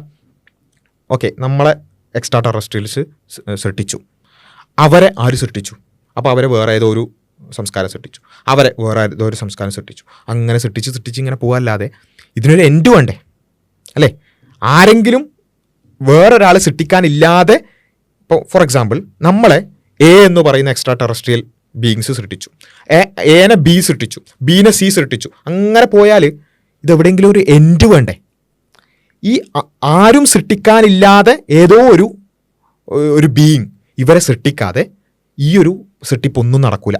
ഇതിനാണ് നമ്മൾ ഇൻഫിനിറ്റ് റിഗ്രസ് എന്ന് പറയും. ഞാൻ വീണ്ടും ഒരു ടേം പറയുകയാണ്, ഇൻഫിനിറ്റ് റിഗ്രസ്. നമ്മൾ ചാനലൊക്കെ ഒരുപാട് ഡിസ്കസ് ചെയ്യുന്നതാണെങ്കിലും പുതിയ ആൾക്കാരൊക്കെ ഉണ്ടെന്നുണ്ടെങ്കിൽ നിങ്ങൾ ജസ്റ്റ് അതൊന്ന് ആലോചിച്ചാൽ മതി. ഇൻഫിനിറ്റ് റിഗ്രസ് പ്രോബ്ലം, അല്ലെങ്കിൽ അതൊരു ലോജിക്കൽ ഫാലസിയാണ്. ഇത് ഇൻഫിനിറ്റ് ആയിട്ട് ഇങ്ങനെ പോകാൻ പറ്റില്ല. കാരണം എന്താ? എന്നെ സൃഷ്ടിക്കാൻ ഒരാൾ, അയാളെ സൃഷ്ടിക്കാൻ വേറൊരാൾ, അയാളെ സൃഷ്ടിക്കാൻ വേറൊരാൾ, അങ്ങനെ സൃഷ്ടിച്ച് ഇങ്ങനെ പോയാൽ അതിനൊരു എൻഡ് ഇല്ലാന്നുണ്ടെങ്കിൽ ഈ സൃഷ്ടിപ്പൊന്നും നടക്കില്ല. ഞാനുണ്ടെങ്കിൽ, എന്നെ സൃഷ്ടിച്ചിട്ടുണ്ടെന്നുണ്ടെങ്കിൽ ഇത് എവിടെയോ ഒരു എൻഡ് ഉണ്ട് എന്നാണ് അതിൻ്റെ അർത്ഥം. വളരെ സിമ്പിളായിട്ടുള്ള നമ്മൾ ഉദാഹരണങ്ങളൊക്കെ പറയാറുണ്ട്. അത് നമ്മളിങ്ങനെ ഒരു ക്യൂവിൽ നിൽക്കുകയാണ്, നമ്മൾ കണ്ണെത്താ ദൂരത്തുള്ള ക്യൂ ആണ്. പക്ഷേ ഞാൻ തൊട്ടടുത്തുള്ള ഒരാളോട് ഒരു 100 രൂപ കടം ചോദിച്ചു, അല്ലെങ്കിൽ 100 രൂപ ചോദിച്ചു. അപ്പോൾ അയാൾ പറയാണ് എനിക്ക് തൊട്ടു പിന്നിലുള്ള ആൾ പെർമിഷൻ തന്നാൽ ഞാൻ തരാം, അയാൾ അതിൻ്റെ പിന്നിലുള്ള ആൾ പെർമിഷൻ തന്നാൽ തരാം, അങ്ങനെ പോവാണെന്ന് വിചാരിക്കുക. അപ്പോൾ എല്ലാവരും തൊട്ടു പിന്നിലുള്ള ആൾ പെർമിഷൻ തന്നാൽ തരാം എന്ന് പറഞ്ഞാൽ എപ്പോഴെങ്കിലും എനിക്ക് 100 രൂപ കിട്ടുമോ? ഇല്ല, അത് ഇൻഫിനിറ്റ് ആയിട്ട് ഇങ്ങനെ പോവുള്ളൂ. ആ പെർമിഷൻ ചോദിച്ച് ഇങ്ങനെ പോകും. എനിക്കൊരിക്കലും ഈ 100 രൂപ കിട്ടില്ല. എനിക്ക് എപ്പോഴെങ്കിലും 100 രൂപ കിട്ടിയാൽ അതിൻ്റെ അർത്ഥം എന്താ? എവിടെയോ ഒരാൾ, ഏതോ ഒരു എൻഡിൽ മറ്റൊരാളോടും പെർമിഷൻ ചോദിക്കാതെ ഈ 100 രൂപ തരാൻ പറ്റുന്ന ആരോ ഒരാൾ ഉണ്ട് എന്നുള്ളതാണ് അതിൻ്റെ അർത്ഥം, അല്ലേ? അപ്പോൾ ആ എൻഡിൽ ഒരാളുണ്ട്, എനിക്ക് 100 രൂപ കിട്ടിയിട്ടുണ്ടെങ്കിൽ അതിൻ്റെ അർത്ഥം അവിടെ ഒരാളുണ്ട് എന്നാണ്, പെർമിഷൻ ചോദിക്കുക. അതേപോലെ ഞാൻ സൃഷ്ടിക്കപ്പെട്ടിട്ടുണ്ടെങ്കിൽ, നമ്മളിവിടെ ഉണ്ടെങ്കിൽ അതിൻ്റെ അർത്ഥം ഓക്കെ എ സൃഷ്ടിച്ചു, ബി സൃഷ്ടിച്ചു, അങ്ങനെയൊക്കെ പറഞ്ഞാലും അറ്റ് ദ എൻഡ് ഏറ്റവും അവസാനം ഒരു അസ്തിത്വം, അത് മറ്റൊരാളും സൃഷ്ടിക്കാനില്ലാത്ത ഒരു അസ്തിത്വമുണ്ട് എന്ന് വരും. അപ്പോൾ ഇതാണ് യഥാർത്ഥത്തിലുള്ള ഈ പ്രോബ്ലം എന്ന് പറയുന്നത്. അപ്പോൾ അത് ജസ്റ്റ് നമ്മളെ ഏലിയൻസ് സൃഷ്ടിച്ചു എന്ന് പറഞ്ഞത് കൊണ്ട് മാത്രം നമുക്ക് എന്ത് ചെയ്യില്ല, ആ ഒരു ചോദ്യത്തിന് ഉത്തരം ആവില്ല എന്നുള്ളതാണ്. അവിടെ ഏലിയൻസ് സൃഷ്ടിച്ചു, ഇനിയിപ്പോൾ അദ്ദേഹത്തിൻ്റെ ഈ തിയറി ഏലിയൻസാണ് നമ്മൾ ഉണ്ടാക്കിയത് എന്ന തിയറി അതേപോലെ എടുത്താൽ പോലും അതൊരിക്കലും ദൈവത്തിനെതിരുമല്ല. ഓക്കെ, ഏലിയൻസ് നമ്മളൊരു വേറൊരാൾ സൃഷ്ടിച്ചു എന്നതുകൊണ്ട്, അല്ലെങ്കിൽ നമ്മളെ ഇങ്ങനെയൊക്കെ ആക്കിയത്, നമ്മളെ കൺട്രോൾ ചെയ്യുന്നത് ഒരു ഏലിയൻസാണ് എന്നതുകൊണ്ട് ദൈവം ഇല്ല എന്ന് വരില്ലല്ലോ. അവിടെ ലോജിക്കൽ കോൺട്രഡിക്ഷൻ വരില്ലല്ലോ. ഇപ്പോൾ മതങ്ങൾ പറയുന്ന ദൈവത്തിൻ്റെ കൺസെപ്റ്റുകളോടൊക്കെ വിയോജിപ്പുകളൊക്കെ വന്നേക്കാം. പക്ഷേ ഞാൻ പറയുന്നത് ഏലിയൻസാണ് കൺട്രോൾ ചെയ്യുന്നത് എന്നതുകൊണ്ട് ദൈവമില്ല എന്ന് വരുമോ? ഇല്ലല്ലോ. ദൈവം എന്ന് പറയുന്നത് ഈ ഏലിയൻസിൻ്റെ വൈ ക്വസ്റ്റ്യനും കൂടി അപ്പുറത്തുള്ളൊരു കാര്യമാണ്. അപ്പം അതുകൊണ്ട് ഞാൻ സായിനോട് പറയുന്നത്രേ ഉള്ളൂ, സായി എന്തായാലും ഒരുപാട് ചിന്തിക്കുന്നുണ്ട്. ഇപ്പോഴുള്ള അതിൽ നിന്നും കുറച്ചുകൂടി അപ്പുറത്തേക്ക് ചിന്തിക്കണം എന്നാണ്. അതും ഇവിടെ നമ്മളുടെ എക്സിസ്റ്റൻസിനെ കുറിച്ചുള്ള ചോദ്യമാണ് ഏലിയൻസിലേക്ക് എത്തിച്ചത് എങ്കിൽ ഏലിയൻസിൻ്റെ എക്സിസ്റ്റൻസിനെ കുറിച്ചും ഈ യൂണിവേഴ്സിൻ്റെ എക്സിസ്റ്റൻസിനെ കുറിച്ചും കൂടി ചിന്തിച്ച് പോയാൽ അദ്ദേഹത്തിന് കുറച്ചുകൂടി ഈ വിഷയത്തിൽ ഒരു ധാരണ ഉണ്ടാകും എന്നുള്ളതാണ് ആ ഒരു വിഷയത്തിൽ അദ്ദേഹം ഒന്നുകൂടി ചിന്തിക്കണം. ഞാൻ ജസ്റ്റ് പോയിന്റ് ഔട്ട് ചെയ്തതാണെങ്കിൽ ആ ഏലിയൻസ് എന്തുകൊണ്ട് എക്സിസ്റ്റ് ചെയ്യുന്നു, യൂണിവേഴ്സ് എന്തുകൊണ്ട് എക്സിസ്റ്റ് ചെയ്യുന്നു, ഇവിടെ എന്തുകൊണ്ട് ലോസ് ഓഫ് ഫിസിക്സ് ഉണ്ടാകുന്നു, why there is something rather than nothing. ഈ ചോദ്യങ്ങളെ അദ്ദേഹം ഒന്നും കൂടി പ്രോസസ്സ് ചെയ്യുകയാണെങ്കിൽ എനിക്ക് ഉറപ്പുണ്ട് അദ്ദേഹത്തിന് ഒരുപാട് കാര്യങ്ങൾ മനസ്സിലാക്കാൻ പറ്റും എന്നുള്ളത് ഞാൻ വിചാരിക്കുകയാണ്. അപ്പോൾ അതുകൊണ്ട് തന്നെ ഇപ്പോൾ മാത്രമല്ല ഈ ഏലിയൻസ് എന്നുള്ളത് ഒരു അൾട്ടിമേറ്റ് എൻഡായിട്ട് വെക്കാൻ പറ്റില്ല. കാരണം ഏലിയൻസ് ഫൈനൈറ്റ് ആണ്, ഡിപ്പെൻഡൻ്റ് ആണ്, അതേപോലെ തന്നെ സ്പേഷ്യലി ലൊക്കേറ്റഡ് ആണ്, ടെമ്പറലി സിറ്റുവേറ്റഡ് ആണ്. ഇങ്ങനെയുള്ള ഒരുപാട് പിന്നെന്താ പറയുക നമ്മളിന് ഒരുപാട് ഡിപ്പെൻഡൻസികൾ ഈ ഏലിയൻസ് എന്ന് പറയുന്നവർക്കുണ്ട്. അപ്പോൾ അതുകൊണ്ട് ഒരിക്കലും അതൊരു അൾട്ടിമേറ്റ് ആൻസർ ആവില്ല, അതിനപ്പുറത്തേക്കും ചിന്തിക്കണം എന്നുള്ളതാണ് അതിൽ പറയാനുള്ളത്. അപ്പോൾ ആ രൂപത്തിൽ അദ്ദേഹം ചിന്തിക്കട്ടെ, കൂടുതൽ എക്സ്പ്ലോർ ചെയ്യട്ടെ എന്നുള്ളത് മാത്രമാണ് പറയാനുള്ളത്. ഇത് കേട്ടപ്പോൾ അപ്പോൾ നമ്മുടെ ഒരു എക്സിസ്റ്റൻസിനെ കുറിച്ചുള്ള ചോദ്യം അദ്ദേഹത്തെ ഇങ്ങനെയൊക്കെ ചിന്തിപ്പിച്ചു അറിഞ്ഞപ്പോൾ ഞാൻ വീണ്ടും എനിക്ക് വേറൊരു ഖുർആൻ ആയത്ത് ഓർമ്മ വന്നു. അം ഖുലിഖു മിൻ ഗൈരി ഷൈഇൻ അം ഹുമുൽ ഖാലിഖൂൻ അം ഖലഖുസ് സമാവാതി വൽ അർദ് ബൽ ലാ യൂഖിനൂൻ. ഇത് ശരിക്കും എനിക്ക് ഭയങ്കര സായിയുടെ സംസാരം ഇങ്ങനെ കേൾക്കുമ്പോൾ എൻ്റെ മനസ്സിൽ ഇങ്ങനെ ഈ ആയത്ത് ഇങ്ങനെ ഓർമ്മ വരികയാണ്. ഞാൻ ഇത് പറയുന്നത് സായി ഖുർആനിൽ ഇങ്ങനെ പറഞ്ഞുകൊണ്ട് സായി അംഗീകരിക്കണം എന്നുള്ളതുകൊണ്ടൊന്നല്ല കേട്ടോ. ഞാൻ പറയുന്നത് എനിക്കത് ഭയങ്കര കണക്റ്റായിപ്പോയി. അതുകൊണ്ട് ഞാൻ മുസ്ലിം വിശ്വാസിയാണ്, ഇസ്ലാമിനെ ആ നിലക്ക് തന്നെ ബോധ്യപ്പെട്ട് വിശ്വസിക്കുന്ന ഒരാളാണ്. അതുകൊണ്ട് അത് ജസ്റ്റ് ഷെയർ ചെയ്തെന്ന് മാത്രം. കാരണം ആയത്തിൽ പറയുന്നത് അം ഖുലിഖു മിൻ ഗൈരി ഷൈഇൻ, നിങ്ങൾ ഒന്നുമില്ലായ്മയിൽ നിന്ന് സൃഷ്ടിക്കപ്പെട്ടു എന്നാണോ നിങ്ങൾ വിചാരിക്കുന്നത്? അം ഹുമുൽ ഖാലിഖൂൻ, അല്ല അവർ തന്നെയാണോ അവരുടെ സൃഷ്ടാക്കൾ? അം ഖലഖുസ് സമാവാതി വൽ അർദ്, ആകാശഭൂമികളെ എന്ന് വെച്ചാൽ ഈ ഹെവൻസ് ആൻഡ് എർത്ത് മൊത്തം ഈ പ്രപഞ്ചത്തെ അവർ ആണോ സൃഷ്ടിച്ചത്? ബൽ ലാ യൂഖിനൂൻ, ദേ ഹാവ് നോ സെർട്ടനിറ്റി. ശരിക്കും നമ്മൾ ഈ ദൈവത്തിലേക്ക് നമ്മൾ എത്തിക്കേണ്ടുന്ന അല്ലെങ്കിൽ ദൈവത്തിലേക്ക് നമ്മൾ എത്തിക്കാൻ സാധ്യതയുള്ള ഈ ചോദ്യങ്ങൾ ശരിക്കും നമ്മൾ വളരെ അൺസേർട്ടൈനായ കുറേ ഉത്തരങ്ങളിലേക്കാണോ നമ്മൾ കൊണ്ടുപോകേണ്ടത്? ഇപ്പോൾ ഏലിയൻസ് ആയിരിക്കാം, അപ്പോൾ ഏലിയൻസിന് വേറൊരു സിവിലൈസേഷൻ അവരെ ഉണ്ടാക്കിയിട്ടുണ്ടാവാം. ഇത് അദ്ദേഹം തന്നെ പറയുന്നത് ഒരു പക്ഷേ സ്യൂഡോ ഹിസ്റ്റോറിക് ആയിരിക്കാം, അല്ലെങ്കിൽ സ്യൂഡോ സയൻസ് ആയിരിക്കാം എന്നൊക്കെ പറയുന്നത്. ഞാൻ പറയുന്നത് അതിനെ കംപ്ലീറ്റ്ലി നെഗേറ്റ് ചെയ്യല്ല. പക്ഷേ ഞാൻ പറയുന്നത് അത്രയും സേർട്ടൈൻ അല്ലാത്ത ഒരു ഉത്തരത്തിലേക്കാണ് ശരിക്കും നമ്മൾ ഖുർആൻ പറയുന്നത് ബല്ലാ യൂഖിനൂൻ, അവർ സേർട്ടൺ അല്ല നമ്മൾ പറയുന്നുണ്ടല്ലോ. അപ്പോൾ അങ്ങനെ അത്രയും സേർട്ടൺ അല്ലാത്തൊരു ഉത്തരത്തിലൊക്കെയാണോ നമ്മുടെ വേൾഡ് വ്യൂ ഉണ്ടാക്കേണ്ടത് എന്നൊരു സംശയം എനിക്ക് തോന്നി. കാരണം ശരിക്കും നമുക്ക് ലോജിക്കലി ആലോചിക്കുകയാണെങ്കിൽ അദ്ദേഹം കുറച്ചുകൂടി ആ നിലക്ക് ഇപ്പോൾ ലോജിക്കൽ ആർഗ്യുമെൻറ്റ്സ് ഫോർ ഗോഡ്, ഇപ്പോൾ കണ്ടിജൻസി ആർഗ്യുമെൻ്റ് ഉണ്ട്, കൊസാലിറ്റി വെച്ചിട്ടുള്ള ആർഗ്യുമെൻറ്റ്സ് ഉണ്ട്. ഇതൊക്കെ ഇപ്പോൾ വിശുദ്ധ ഖുർആൻ പറഞ്ഞ ഈ ആർഗ്യുമെൻ്റാണ് ഏറ്റവും പ്രധാനപ്പെട്ട. നമ്മൾ ജസ്റ്റ് ആലോചിച്ചാൽ why there is something rather than nothing, അം ഖുലിഖു മിൻ ഗൈരി ഷൈഇൻ. ഈ ഖുർആൻ പറഞ്ഞ ഈ ചോദ്യം മാത്രം ഒന്ന് ആലോചിച്ച് നോക്ക്. Why there is something rather than nothing, ഒന്നുമില്ലായ്മയിൽ നിന്ന് എങ്ങനെ ഈ പ്രപഞ്ചം ഉണ്ടായി? അതിന് ഖുർആൻ തന്നെ ചോദിക്കുന്നുണ്ട്, അത് തനിയെ അങ്ങോട്ട് ഉണ്ടാവുമോ? അങ്ങനെ ഉണ്ടാവും. സായി ഒന്ന് ആലോചിച്ച് നോക്കുക. ഒന്നുമില്ലാത്ത അവസ്ഥയിൽ നിന്ന് റാൻഡ് എന്ന് പറയാൻ പറ്റില്ല അല്ലേ, ഒന്നുമില്ല, അബ്സല്യൂട്ട് നത്തിങ്. പിന്നെന്താ പറയുക, എനർജിയും ഇല്ല, മാറ്ററും ഇല്ല.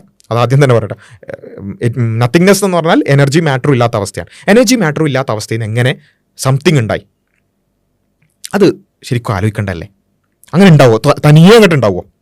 തനിയെ ഉണ്ടാവും. അതല്ലെങ്കിൽ നമ്മളാണോ നമ്മുടെ സട്ടാക്കൾ?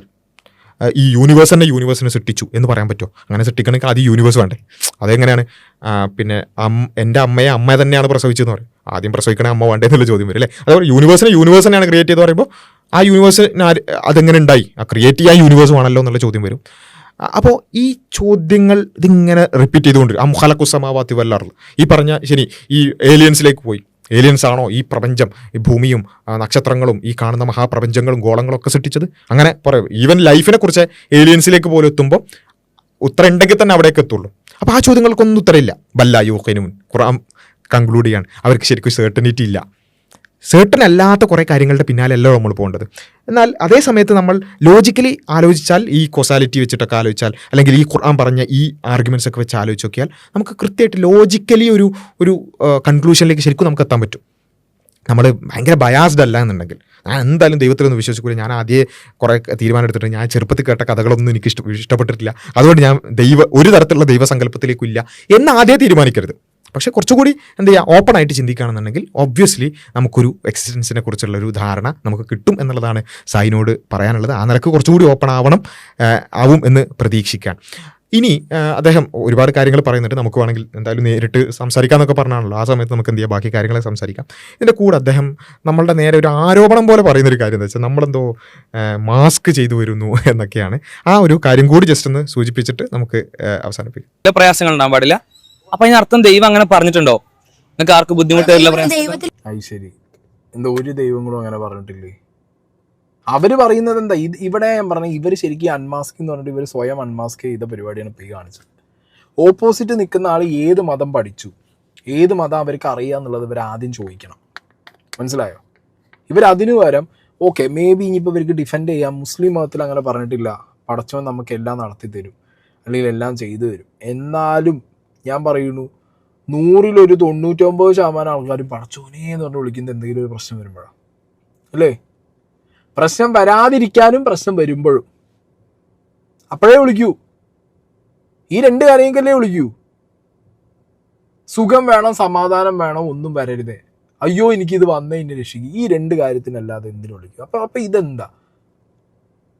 ആദ്യം മുതലേ പ്രാർത്ഥനകളാണെങ്കിലും റിച്വൽസ് ഇനി വേറെ എന്താണെന്നുണ്ടെങ്കിലും ഓഫറിങ്സ് ആണെന്നുണ്ടെങ്കിലും ഒക്കെ മനുഷ്യൻ വർഷങ്ങളായി കാലങ്ങളായി ദൈവത്തിൻ്റെ പേരിലും മതത്തിൻ്റെ പേരിലും ചെയ്യുന്ന എന്തിനാ? അങ്ങനെ ഒരു പവർ ഉണ്ടെങ്കിൽ അത് എന്തെങ്കിലും ഒന്ന് ചെയ്തു തരട്ടെ ഇങ്ങോട്ട് എന്നുള്ളതോ, അല്ലെങ്കിൽ നമ്മുടെ ലൈഫ് നന്നാക്കട്ടെ എന്ന് പറഞ്ഞിട്ടല്ലേ ചെയ്യുന്നത്. അങ്ങനെയല്ലേ? ഇപ്പം ഹിന്ദു മതത്തിൽ പെട്ടവർ ഡെഫിനറ്റ്ലി അതാണ്. 5 രൂപേൻ്റെ വഴിപാട് മുതൽ 5 ലക്ഷത്തിൻ്റെ വഴിപാട് വരെ ഉണ്ട്. എന്തിനാ?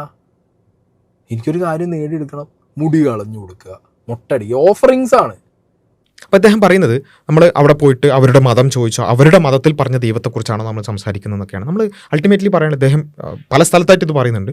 അതായത് നമ്മൾ ഇങ്ങനെ ഒളിച്ചു കടത്തിക്കൊണ്ട് ഇസ്ലാമിലുള്ള ദൈവത്തെക്കുറിച്ച് പറയുന്നു. സായിനോട് വളരെ ജെന്യൂനായിട്ട് ഞാൻ ചോദിക്കുകയാണ്, ഞങ്ങൾ യഥാർത്ഥത്തിൽ വിശ്വസിക്കുന്നത് ഒരു ഏകദൈവത്തിലാണ്. അപ്പോൾ ഇസ്ലാം ഒക്കെ പറയുന്ന ഒരു ഏകദൈവ കൺസെപ്റ്റിലാണ് നമ്മൾ വിശ്വസിക്കുന്നത്. നമ്മൾ ആളുകളോട് സംസാരിക്കുമ്പോൾ ആ കൺസെപ്റ്റിലല്ലേ സംസാരിക്കുക. അപ്പോൾ ഓക്കെ, നമ്മൾ സംസാരിച്ച ആ പെൺകുട്ടികളെന്ന് പറയുന്നത് അവർ എത്തീസ്റ്റുകളാണ്. എത്തീസ്റ്റ് മീൻസ് അവർ ദൈവത്തിൽ വിശ്വാസം ഇല്ലാത്തവരാണ്. നമ്മൾ സംസാരിച്ച ആ പെൺകുട്ടി എന്തായാലും എത്തീസ്റ്റാണ്. നമ്മൾ അവരോട് നിങ്ങൾ ആദ്യം ഹിന്ദു ആയിരുന്നോ മുസ്ലിമാണോ ഒന്നും ചോദിച്ചിട്ടില്ല, നമുക്കറിയില്ല സത്യം പറഞ്ഞാൽ. പിന്നെന്തോ ഒരു വേറെന്തോ ഒരു കാര്യം പറയുമ്പോൾ ഒരു പക്ഷേ ഞാൻ അസ്യൂം ചെയ്യാണ് അവർ ഹിന്ദു ബാക്ക്ഗ്രൗണ്ടിൽ നിന്ന് ആവാൻ സാധ്യതയുണ്ട്. നമ്മളത് അന്വേഷിച്ചിട്ടില്ല. നമ്മൾ ജസ്റ്റ് അവരോട് ചോദിക്കുന്നു, എത്തീസ്റ്റ് ആണെങ്കിൽ പിന്നെ നമ്മൾ എന്ത് ചെയ്യുന്നു, ബാക്കി കാര്യങ്ങൾ സംസാരിക്കുന്നുള്ളൂ. അവർ സംസാരിക്കുമ്പോൾ ഞങ്ങൾക്ക് ബോധ്യമുള്ള ദൈവത്തെക്കുറിച്ചുള്ള കൺസെപ്റ്റിനെ കുറിച്ചല്ല നമ്മൾ സംസാരിക്കുക. ഇപ്പോൾ പ്രാർത്ഥന കേൾക്കുക എന്നുള്ള വിഷയത്തിൽ അദ്ദേഹം പറയുന്നുണ്ട്, ഓക്കെ മുസ്ലിങ്ങൾക്ക് അങ്ങനെ ആയിരിക്കാം, പക്ഷേ ഹിന്ദുക്കൾക്കൊക്കെ അങ്ങനെയാണോ എന്ന്. അപ്പോൾ ഞാൻ പറയുന്നത് ഹൈന്ദവ കൺസെപ്റ്റിൽ ഇപ്പോൾ അദ്ദേഹം പറയുന്നത് പോലെ തന്നെ ഈ പറഞ്ഞ എന്താ പറയുക, എന്തെങ്കിലും കിട്ടാൻ വേണ്ടി മാത്രമാണ് പ്രാർത്ഥന എന്നാണ് അദ്ദേഹം പറയുക. അപ്പോൾ അത് ഹൈന്ദവ എല്ലാവരും അങ്ങനെയാണോ, അല്ലെങ്കിൽ കൺസെപ്റ്റിൽ വ്യത്യാസങ്ങളുണ്ടോ, അതൊക്കെ ഹൈന്ദവ ദർശനവുമായി ബന്ധപ്പെട്ടുകൊണ്ടുള്ള ആൾക്കാരാണ് പറയുന്നത്. അങ്ങനെ ഒരു ദൈവത്തിൽ, അതായത് നമുക്ക് കിട്ടാനുള്ള ഒരു സാധനം മാത്രമായിട്ടുള്ള ഒരു ദൈവത്തിൽ ഞങ്ങൾക്ക് വിശ്വാസമില്ല സത്യം പറഞ്ഞാൽ. അങ്ങനെയല്ല ഞങ്ങൾ ദൈവത്തെക്കുറിച്ച് വിശ്വസിക്കുന്നത്. ഞങ്ങൾ ദൈവത്തിൽ വിശ്വസിക്കുന്നത് വെച്ചാൽ നമ്മെ പടച്ച, നമുക്ക് ഈ പറഞ്ഞ സൗകര്യങ്ങളെല്ലാം ഒരുക്കി തന്ന, നമ്മൾ ഒരു ഗ്രേറ്റ്ഫുൾ ആവേണ്ടുന്ന ഒരു എൻറ്റിറ്റി ആയിട്ടാണ് നമ്മൾ ദൈവത്തെ, ഇപ്പോൾ ഇസ്ലാമിക് കൺസെപ്റ്റിൽ പറയുകയാണെന്നുണ്ടെങ്കിൽ നമ്മൾ ഗ്രേറ്റ്ഫുൾ ആവേണ്ടുന്ന ഒരു എൻറ്റിറ്റി ആയിട്ടാണ് നമ്മൾ കാണുന്നത്. അതുകൊണ്ടാണ് ഇസ്ലാം എന്ന് പറഞ്ഞാൽ സമർപ്പണം എന്നാണ്, സബ്മിഷൻ. മുസ്ലിം എന്ന് പറഞ്ഞാൽ ദ വൺ ഹൂ സബ്മിറ്റഡ്. നമ്മൾ ഇത്ര പറയുന്നു, നമ്മൾ സൃഷ്ടിച്ച എല്ലാം അറിയുന്ന, നമുക്കെല്ലാം നമ്മളെ ഏറ്റവും കൂടുതൽ സ്നേഹിക്കുന്ന ആ പടച്ചവൻ ഹീസ് വേർത്തി ഓഫ് വേർഷിപ്പ്. കാരണം അത്രയും നമുക്ക് നമ്മുടെ എക്സിസ്റ്റൻസിന് തന്നെ കാരണക്കാരനായിട്ടുള്ളത് ആ പടച്ചവനാണ്. ആ പടച്ചവന് നമ്മൾ ജീവിതം സബ്മിറ്റ് ചെയ്യാം. ഈ ജീവിതം എന്ന് പറഞ്ഞാൽ ഒരു ടെസ്റ്റാണ്. സുഖ ദുഃഖങ്ങൾ ഉണ്ടാവുന്ന, പലതരത്തിലുള്ള പ്രശ്നങ്ങളും പ്രയാസങ്ങളൊക്കെ ഉണ്ടാവുന്ന ഒരു പരീക്ഷണ ലോകമാണിത്. ആ പരീക്ഷണ ലോകത്ത് ആ ദൈവത്തിന് സമർപ്പിച്ച് ജീവിക്കുക എന്നുള്ളതാണ് ഞങ്ങൾ മുന്നോട്ട് വെക്കുന്ന ജീവിത വീക്ഷണം എന്ന് പറയുന്നത്. അതല്ലേ നമുക്ക് സംസാരിക്കാൻ പറ്റുള്ളൂ. അപ്പോൾ നമ്മൾ ദൈവം ഉണ്ടെന്ന് തെളിയിക്കാൻ പോയിട്ട് ഞങ്ങൾ എല്ലാ ദൈവത്തിനെയും ഏകദൈവത്തിനെയും 33 കോടി ദൈവത്തിനെയൊക്കെ ഞങ്ങൾക്ക് സ്ഥാപിക്കാൻ പറ്റുമോ? ഞങ്ങൾക്ക് വിശ്വാസം ഇല്ലാത്തൊരു കാര്യത്തിനെ ഞങ്ങൾക്ക് സ്ഥാപിക്കാൻ പറ്റുമോ? ഇല്ലല്ലോ. ഞങ്ങൾ വളരെ ജെന്യൂൻ ഓപ്പൺലി പറയാം. ഞങ്ങൾ ചാനലിലൊക്കെ വളരെ ഓപ്പണായിട്ട് പറയാറുണ്ട്. ഞങ്ങൾ വിശ്വസിക്കുന്ന ഒരിക്കലും ദൈവത്തിലല്ല, ഞങ്ങൾ വിശ്വസിക്കുന്ന ഒരുപാട് ദൈവങ്ങളിലല്ല, ഞങ്ങൾ ഒറ്റ ദൈവത്തിലാണ് വിശ്വസിക്കുന്നത്. കാരണം ഞങ്ങൾക്ക് ലോജിക്കലി മനസ്സിലായതും ഞങ്ങൾക്ക് ബോധ്യപ്പെട്ടതും ആ ഒറ്റ ദൈവത്തിനാണ്. അപ്പോൾ ഞങ്ങൾ സ്വാഭാവികമായിട്ട് ബാക്കിയുള്ളവർ സംസാരിക്കുമ്പോൾ ആ ദൈവത്തെക്കുറിച്ചല്ലേ സംസാരിക്കുള്ളൂ. ഞങ്ങളുടെ ബോധ്യമല്ലേ ഇതെന്തോ ഒരു അൺമാസ്കായി എന്നൊക്കെ പറയുന്നതിൽ എന്താ അർത്ഥമുള്ളത്? ഞങ്ങൾ മനസ്സിലാക്കിയ, ഞങ്ങൾക്ക് ബോധ്യമുള്ള ആ ഏകദൈവത്തിൽ തന്നെയാണ് അങ്ങനെ തന്നെയാണ് വിശ്വസിക്കുന്നത്. ആ ഏകദൈവത്തിന് സമർപ്പിക്കുന്നതിനെ കുറിച്ച് തന്നെയാണ് നമ്മൾ സംസാരിക്കുക. അപ്പോൾ അത് ഇപ്പോൾ സായി സംസാരിക്കുന്നത് സായിൻ്റെ ബോധ്യമല്ലേ? അതേപോലെ തന്നെയാണ് ഞങ്ങൾ മനസ്സിലാക്കിയൊരു ദൈവം, ഞങ്ങൾക്ക് ബോധ്യപ്പെട്ട ഒരു ദൈവം ഉണ്ട്. ആ ദൈവം ദൈവത്തിനെ സ്ഥാപിക്കാനും അല്ലെങ്കിൽ ആ ദൈവം ഉണ്ടെന്ന് പറയാനും അല്ലെങ്കിൽ ആ ദൈവവുമായി ബന്ധപ്പെട്ട് പ്രാർത്ഥനയുടെ വിഷയമാണെങ്കിലൊക്കെ ആ ഞങ്ങൾ ബോധ്യപ്പെട്ട കാര്യം സംസാരിക്കാനേ നമുക്ക് പറ്റുള്ളൂ അല്ലേ. അപ്പോൾ അത് വളരെ കോമൺ ആയി വളരെ ഈസിലി മനസ്സിലാക്കാൻ പറ്റുന്നൊരു കാര്യമാണ്. ഇതെന്തോ ഒരു മറച്ചു വെക്കേണ്ട ഒരു കാര്യമൊന്നുമല്ല. നമ്മൾ പൊതുവേ സംസാരിക്കുമ്പോൾ പല വിഷയങ്ങളും സംസാരിക്കും, അതിൽ ഓരോരുത്തരുടെ കാഴ്ചപ്പാടുകൾ പറയും. ഞങ്ങളുടെ കാഴ്ചപ്പാടാണ് ഞങ്ങൾ പറഞ്ഞത്. ഞങ്ങൾക്ക് ഇല്ലാത്ത കാഴ്ചപ്പാടിനെ ഡിഫെൻഡ് ചെയ്യാൻ നമുക്ക് പറ്റൂലല്ലോ. അപ്പോൾ ഒന്നിലേറെ ദൈവങ്ങൾ എന്നുള്ളതിനെ ഞങ്ങൾ എങ്ങനെ ഡിഫെൻഡ് ചെയ്യാം? ഞങ്ങൾക്ക് അതിൽ വിശ്വാസമില്ല. ഞങ്ങൾക്ക് തന്നെ അത് മനസ്സിലായിട്ടില്ല. പിന്നെ എങ്ങനെ മറ്റൊരാളോട് ഒന്നിലേറെ ദൈവം ഉണ്ടെന്ന് നമുക്ക് പറയാൻ പറ്റുക? ഇല്ലല്ലോ. ഒറ്റ ദൈവമേ ഉള്ളൂ, ആ ഏകനായ ദൈവം. നമ്മളെല്ലാവരെയും സൃഷ്ടിച്ച, ഹിന്ദുവിനെയും മുസ്ലിമിനെയും ക്രിസ്ത്യാനിനെയും എല്ലാവരെയും സൃഷ്ടിച്ച ആ ഏകനായ പടച്ചവൻ, ആ ഏകനായ ദൈവം, ആ സർവേശ്വരൻ അല്ലേ. അറബിയിൽ അല്ലാ എന്ന് പറയും. അല്ലാ എന്ന് പറഞ്ഞാൽ അൽ ഇലാഹ്, സാക്ഷാൽ ആരാധ്യൻ എന്ന് പറയും. അപ്പോൾ ആ അല്ലാ, ആ ഏക ദൈവം, അതിനെക്കുറിച്ചാണ് നമ്മൾ സംസാരിക്കുന്നത്. അതാണ് ഞങ്ങളുടെ ബോധ്യം. അപ്പം അത് വളരെ ഈസിലി മനസ്സിലാക്കാൻ പറ്റുന്നൊരു കാര്യമാണെന്നുള്ളത്. അപ്പോൾ എനിവേ ഒരുപാട് കാര്യങ്ങൾ സംസാരിക്കുന്നുണ്ട്, അതൊക്കെ നമുക്ക് വഴിയെ വേണമെങ്കിൽ ഡിസ്കസ് ചെയ്യാം. ഏതായാലും ഒരുമിച്ചിരിക്കുമ്പോൾ നമുക്ക് വേണമെങ്കിൽ അത്തരം കാര്യങ്ങളൊക്കെ കൂടുതൽ ചർച്ച ചെയ്യാം. അപ്പോൾ എനിവേ ഈ നിലക്ക് ഒരു കുറച്ചും കൂടി മാന്യമായ ജെന്യുവിനായ റെസ്പോൺസ് തന്നതിനുള്ളൊരു നന്ദി പറയാണ്. കൂടുതൽ ചർച്ചകളും ആലോചനകളും ചിന്തകളും നടക്കട്ടെ. ആളുകൾ എക്സിസ്റ്റൻഷ്യൽ ക്വസ്റ്റ്യൻസിനെ കുറിച്ച് കൂടുതൽ ഗൗരവത്തോടു കൂടി ആലോചിക്കട്ടെ എന്ന് മാത്രമാണ് പറയാനുള്ളത്. മറ്റൊരു വീഡിയോയിൽ വീണ്ടും കാണാം. അസ്സലാമു അലൈക്കും.